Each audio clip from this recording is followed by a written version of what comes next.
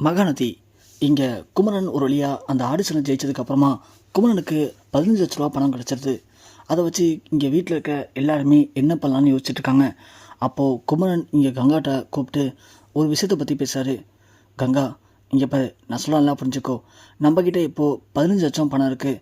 ஆனால் இந்த பணத்தை வச்சு நாம் என்ன பண்ணலாம் அப்படிங்கிறத நான் இப்போது டிசைட் பண்ணியிருக்கேன் அப்படின்னு குமரன் சொல்ல, இங்கே காவேரியும் கங்காட்ட சொன்னதை கங்கா சொல்கிறாங்க. ஏங்க, காவேரி இப்போது அம்மா பண்ண அந்த அப்பள பிஸ்னஸ் எடுத்து பண்ண போகிறதா சொல்கிறா. அதனால் நாம் அந்த பணத்தை காவேரி நம்பி கொடுத்தோம்னா கண்டிப்பாக அவள் இதை பிஸ்னஸில் போட்டு பெரிய லெவலில் லாபம் சம்பாதிக்க வாய்ப்பு இருக்குங்க. நம்ம குடும்பத்துக்கான கஷ்டம் எல்லாம் சரியாக வாய்ப்பு இருக்குங்க அப்படின்னு கங்கா சொல்கிறாங்க. ஆனால் அந்த நேரத்தில் குமரன் தான் என்ன யோசிச்சிருக்கேன் அப்படிங்கிறத சொல்லவும் கங்கா இங்கே ரொம்பவுமே ஷாக் ஆகுறாங்க.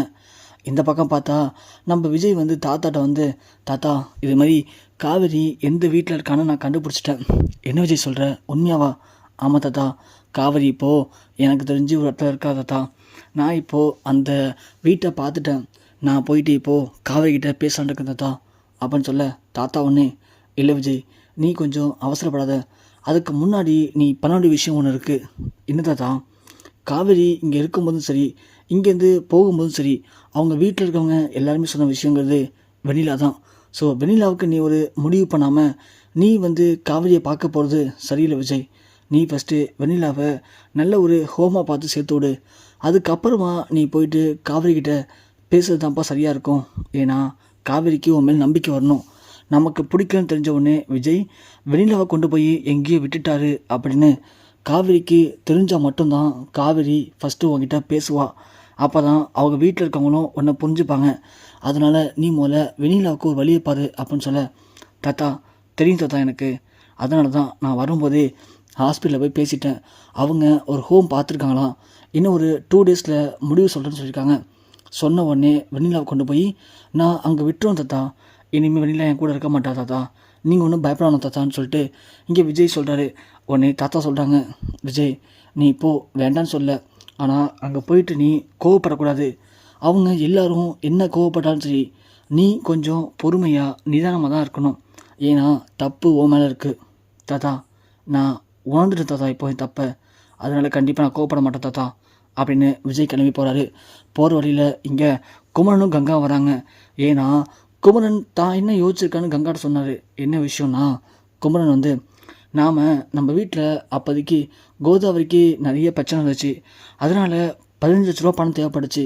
அதனால தான் காவேரி அப்படி ஒரு கான்டாக்ட் மேரேஜ் பண்ணி அந்த விஜய்கிட்ட போய் மாட்டினான்.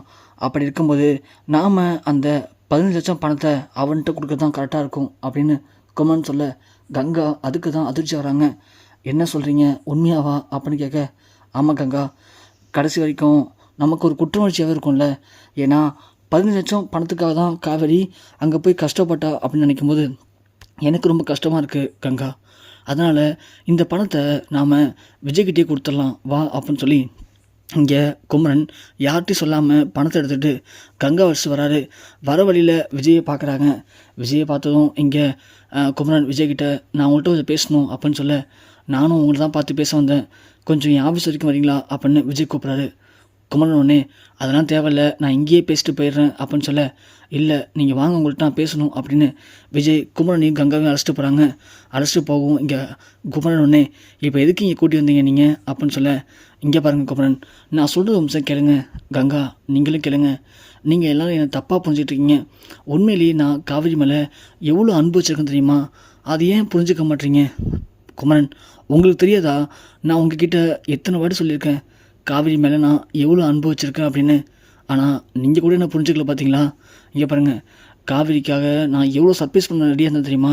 நான் பண்ண ஒரே முட்டாள்தனம் அவளுக்கு சர்ப்ரைஸ் பண்ணணும்னு நினச்சது மட்டும்தான், மற்றபடி எதுவுமே இல்லை அப்படின்னு விஜய் சொல்கிறாரு.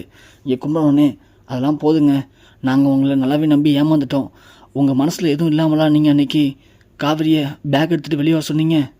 ஐயோ குமரன், நீங்கள் ஏன் புரிஞ்சுக்க மாட்டீங்க? நான் அப்போலேருந்து இப்போ வரைக்கும் சொல்கிற ஒரே விஷயம் அது மட்டும்தான். அன்னைக்கு என்னுடைய ஃபஸ்ட்டு ஆனிவர்சரி. அதனால் நம்ம காவேரியை கொடைக்கானல் கழிச்சிட்டு போயிட்டு சர்ப்ரைஸ் பண்ணலாம் அப்படின்னு நினச்சேன். அதுக்காக தான் அவளை பேக் எடுத்துகிட்டு வெளியே வர சொன்னேன். அதுக்கு அவள் தப்பாக புரிஞ்சுக்கிட்டா, நீங்களும் தப்பாக புரிஞ்சுக்கிட்டீங்க. மற்றபடி என்னை பொறுத்த வரைக்கும் காவேரியை வீட்டை விட்டு அனுப்பணும்னு நான் நினச்சதே இல்லைங்க. ஏன்னா நாங்கள் ஒரு ஃப்ரெண்டாக இல்லை, 2 பேரும் கணவன் மணியாக வாழ ஆரம்பிச்சிட்டோம். காவிரிகிட்ட போய் கேட்டு பாருங்கள், அவளே சொல்லுவா. அது மட்டும் இல்லை, இங்கே வாங்கலேன் அப்படின்னு இங்கே குமரனையும் கங்காவையும் நம்ம விஜய் அழைச்சிட்டு போய் காட்டுறாரு. இங்கே பாருங்கள், இந்த கம்பெனியை காவிரிக்கு தான் ஜிஎம்னு சொல்லி எல்லாத்தையுமே அவள் பேரில் அதிகாரப்பூர்வமாக மாற்றிட்டேன். அதுக்காக நான் அவள்கிட்ட பேப்பரில் சைன் வாங்கியிருந்தேன். கடைசியாக ஒரு சைன் பண்ணியிருந்தா அவள் இந்த கம்பெனிக்கு ஜிஎம் ஆயிருப்பாள்.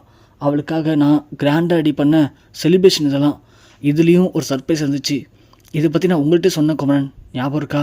இதெல்லாம் நான் வேணும்னு பண்ணல, காவிரியை என் மனைவியை ஏற்றுட்டான்னு தான் பண்ணேன். அதோட காவிரிக்கு இந்த சொத்தில் 50% ஷேரை நான் மாற்றதா இருந்தேன். அதுக்கான பேப்பர்ஸ் இந்த இருக்குது பாருங்கள் அப்படின்னு எல்லாத்தையும் எடுத்து விஜய் காட்டுறாரு. இப்படி எல்லாத்தையுமே நான் அவளுக்கு சர்ப்ரைஸாக பண்ணணும்னு சொல்லி நான் அப்போ முட்டாள்தனம் தான் இன்றைக்கி எல்லாத்தையும் இழந்துட்டு நான் இப்படி நிற்கிறேன். தயவு செஞ்சு என்னை புரிஞ்சுக்குங்க குமரன் நீங்களாச்சும் அப்படின்னு சொல்ல கங்கா உடனே, அப்படின்னா அந்த கான்ட்ராக்ட் மேரேஜ் அதுக்கு என்ன அர்த்தம்? ஐயோ கங்கா, நான் தப்பு பண்ணிட்டேன்னு சொல்லிட்டேனே. அப்போது இந்த உலகத்தில் யாரும் தப்பு பண்ணுறதே இல்லையா? இது தப்பு பண்ணிவிட்டு மன்னிப்பு கேட்டால் மன்னிக்க மாட்டிங்களா? நான் தான் அன்றைக்கி என் சூழ்நிலை, எங்கள் தாத்தாவுக்கு என்னால் பதில் சொல்ல முடியல. அன்றைக்கி எங்கள் தாத்தா எனக்கு ரொம்ப நெருக்கடி கொடுத்தாரு. அன்றைக்கி கல்யாணம் பண்ணியே ஆகணும் அப்படிங்கிற கட்டாயத்தில் நான் இருந்தேன். அந்த டைமில் தான் காவிரியை என்கிட்ட வந்தா. அதனால் காவிரிக்கு நான் அப்படி ஒரு அக்ரிமெண்ட்டை போட்டேன். அதை இல்லைன்னு சொல்ல, அது தப்பு இல்லைன்னு சொல்லலையே, நான் பண்ண தப்பு தான். அதுக்காக நான் பல வாட்டி உங்கள்கிட்ட மன்னிப்பும் கேட்டுட்டேன். ஆனால் என்னை மன்னித்து திருந்தத்துக்கு ஒரு வாய்ப்பு தராமல் என்னை திரும்ப திரும்ப கஷ்டப்படுத்துறதும் காயப்படுத்துறதும் எனக்கு எவ்வளோ கஷ்டமாக தெரியுமா இருக்குது அப்படின்னு சொல்ல குமரன் ஒன்னே, இல்லை விஜய், அதெல்லாம் எனக்கு சரி வராது, நீங்கள் பண்ண தப்பு தான், அதனால் எங்களால் உங்களை மன்னிக்க முடியாது அப்படின்னு சொல்ல வர கங்காவனே வம்சிங்க வாங்கலை அப்படின்னு குமரன் தனியாக அழைச்சிடுறாங்க. ஏங்க, அவர் தான் இவ்வளோ தான் சொல்கிறார்ல, இப்போ போய் பணத்தை கொடுத்து நாம் நம்மளுடைய உறவை முடிச்சுக்கிறது தப்புன்னு தோணுதுங்க. நீங்கள் அன்றைக்கி சொன்னது தான் சரி, நாம் கொஞ்சம் அவசரப்பட்டுட்டோம் போலக்கு. ஏன்னா விஜய் பேசலாம் வச்சு பார்க்கும்போது அவர் ஒரு வார்த்தை சொன்னார், பார்த்தீங்களா, நாங்கள் 2 பேரும் ஃப்ரெண்ட்ஸாக இல்லை, கணவன் மனைவியாக வாழ ஆரம்பிச்சிட்டோம். நீங்கள் வேணால் போயிட்டு காவிரி கிட்ட கேட்டு பாருன்னு சொன்னாங்க, ஞாபகம் இருக்கா? அதை வச்சு பார்க்கும்போது இவங்க 2 பேரும் கணவன் மனைவியாக வாழ ஆரம்பிச்சிட்டாங்க. இப்போ போய் இவங்களை பிரிக்கிறது நல்லா இருக்காதுங்க, வேணாங்க. அங்கே காவிரி ஒரு பக்கம் எங்கள் அம்மா சத்தியம் வாங்கிட்டான்னு சொல்லிட்டு எதுவுமே பேசாமல் அமைதியாக இருக்கா. இதெல்லாம் வச்சு பார்க்கும்போது இவங்களுக்குள்ளே நல்ல ஒரு அண்டர்ஸ்டாண்டிங் இருக்க போகிறாங்க. நாம் தான் தப்பாக புரிஞ்சுக்கிட்டு இருக்கோம்.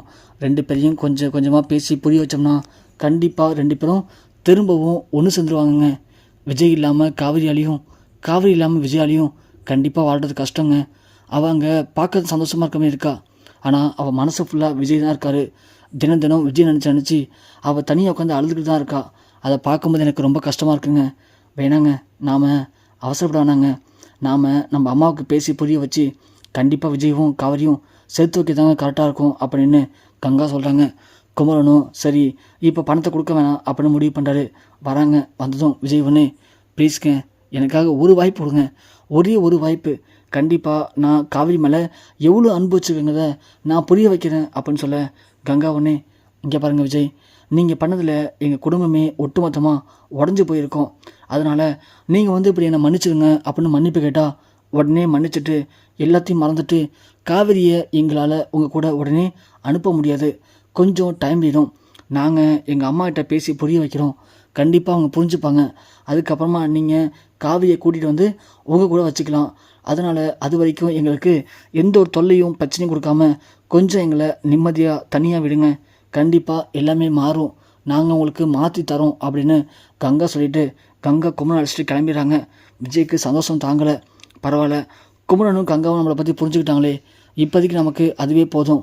அடுத்தது நாம் பண்ண வேண்டிய விஷயம் அப்படிங்கிறது தாத்தா சொன்னது தான். தாத்தா சொன்ன மாதிரி இப்போது காவிரி இருக்கிற வீட்டுக்கிட்டேயே நாம் ஒரு வீடு பார்த்து அங்கே போகணும். அங்கே போயிட்டு தினம் நாம் காவிரிக்காக இங்கே வந்து கஷ்டப்படுறோம் அப்படின்னு காவிரிக்கு புரிய வச்சாலே கண்டிப்பாக காவிரிக்கு நம்ம மேலே நல்ல ஒரு பரிதாபமும் காதலும் கண்டிப்பாக வரும். அதை வச்சு காவிரியை எப்படியாவது நம்ம கூட சேர்த்துக்கிட்டு நம்ம வீட்டுக்கு திரும்பவும் ஒரு மருமகளாக அழைச்சிட்டு வந்துடலாம் அப்படின்னு விஜய் முடிவு பண்ணுறாரு. ஸோ விஜயுடைய திட்டம் கரெக்டாக போய் விஜயும் காவிரியும் சீக்கிரமே சேர்ந்து சந்தோஷமாக இருக்குன்னு நினச்சிங்கன்னா மறக்காமல் இந்த வீடியோக்கு லைக் பண்ணிவிட்டு போங்க.